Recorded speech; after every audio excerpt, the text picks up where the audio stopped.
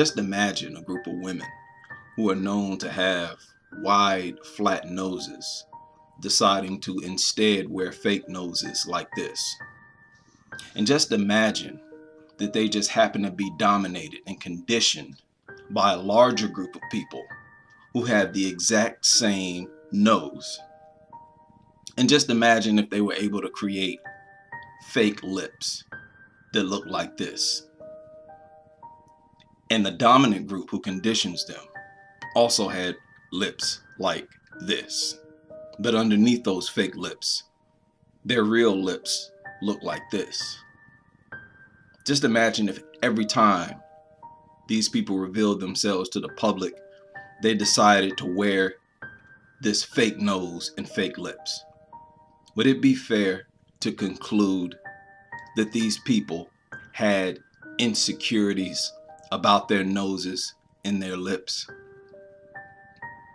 Just imagine if every time their men dated outside of their race, they accused their men of hating themselves. This despite the fact that they are the ones with fake noses and fake lips.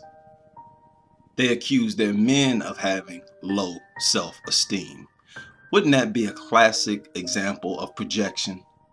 Just imagine that their men were aware that their behavior was an expression of insecurity and self-hatred, low self-esteem, and that they would often plead with their women to stop wearing that fake nose and those fake lips. Pleading with them that they like their real nose and real lips better. That there was nothing wrong with their real nose and real lips. Just imagine if every time their men said this, those women replied by saying, "There are more important things to worry about than my fake nose and my fake lips."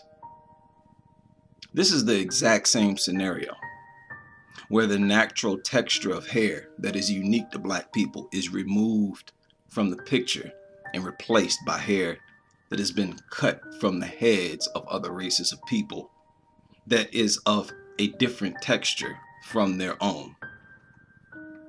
Now imagine if this woman not only had to have this hair replacement, she also had to have a shitload of makeup on her face every time she revealed herself to the public. And just like it would be bizarre for the woman with the fake nose and fake lips to tell you that you are the one who has low self-esteem, even though you don't wear a fake nose or fake lips, it is equally bizarre for the woman with fake hair and a ton of makeup to tell you that you are the one who hate yourself, that you are the one who is insecure and have low self-esteem. And if you decide to date outside your race, an argument can be made that it is because you're turned off by the self-hating, insecure behavior of the women within your group. Now I want to make a direct challenge against the claim that there are more important things to talk about than how these women wear their hair. Black women grossly underestimate how powerful of a role they play in shaping the character, the personality, and self-esteem of the race. I want to quote a particular article I read recently titled "Society's Pressure and Stress on Women." It says, "Mothers are powerful role models for their daughters' image of themselves. Daughters imitate and identify with their mothers in deep, powerful ways. This imitation is not conscious. A mother's tone and body language programs her daughter with attitudes that affect her for the rest of her life. A mother who accepts how she looks and has a healthy attitude about weight, wrinkles, and aging goes a long way in helping to counter the peer and media pressure her daughter faces. Similarly, when mothers don't feel they measure up to society's beauty standards, they knowingly or unknowingly pass those feelings of inadequacy to their daughters. And I will say, on top of this, it is also passed to a degree to their sons by Black women. This description fits Black women to a T. And did you know that inside the womb, the fetus can feel its mother's sense of insecurity? It can feel its mother's self-hatred, her low self-esteem. The fetus is being literally shaped by its mother's self-hatred, insecurity, and low self-esteem, because these emotions have an effect on the mother's blood pressure, on her stress levels, and on her hormones.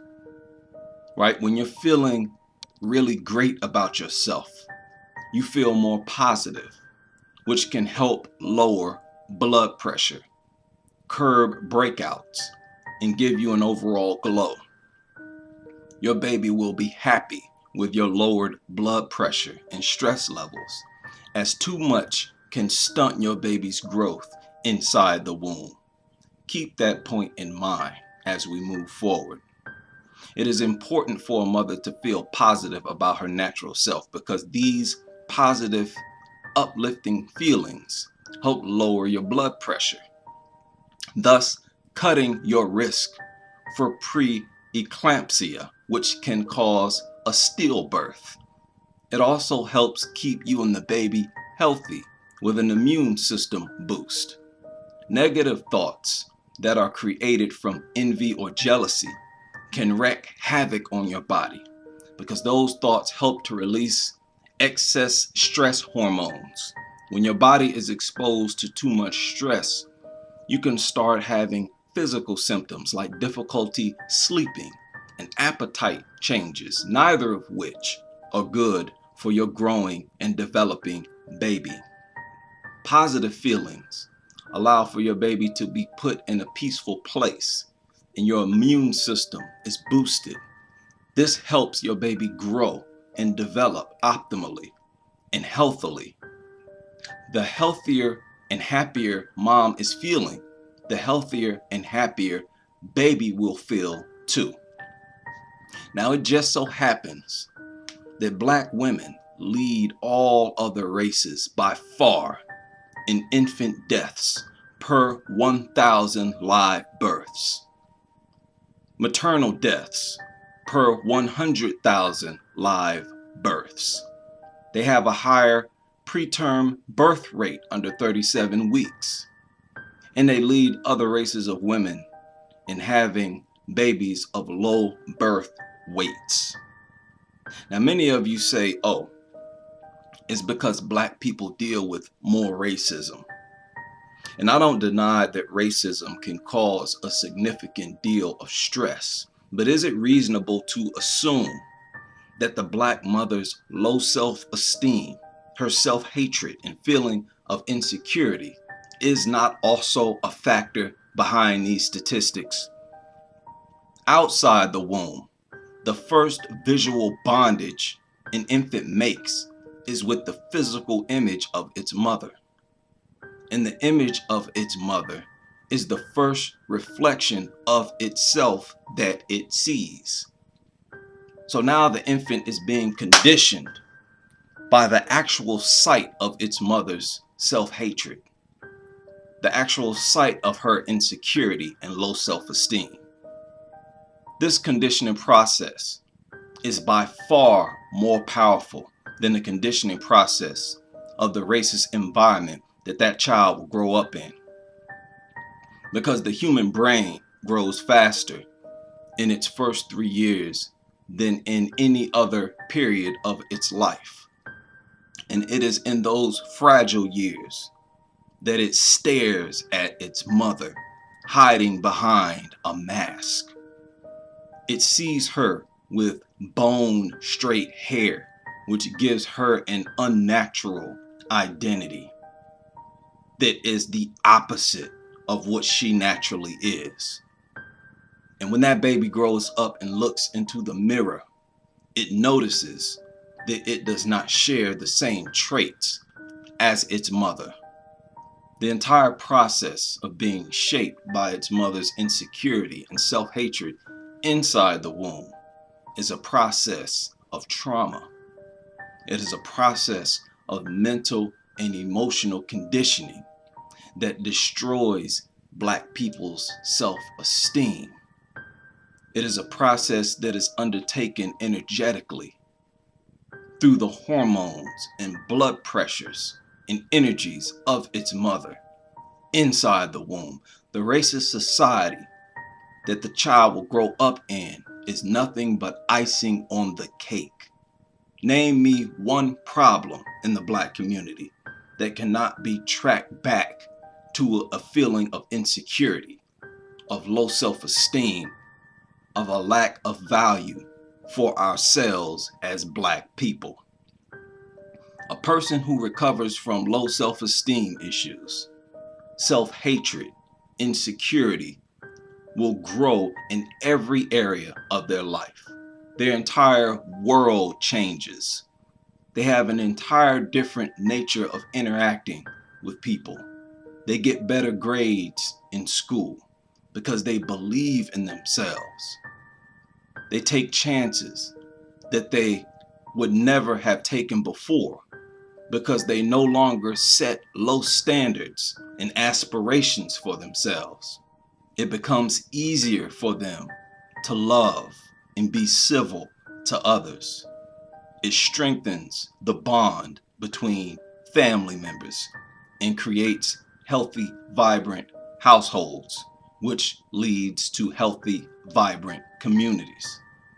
The reason you have had so many Black people become enlightened is because Black men have had the opportunity as teachers to transfer their thought process on paper. And even though this is not the complete role and influence that Black men are responsible for as fathers and as leaders, it has been enough to shape the racial consciousness of the race. But you see, unlike males, the role and impact of mothers on the community cannot be put into a book. Your feelings about yourself cannot be put into a book for an unborn child to read. That seed came out of a man, and in the womb, the mother's emotions work to help shape and balance the mind, body, and spirit of that seed inside the womb, and that process continues in the early years outside the womb.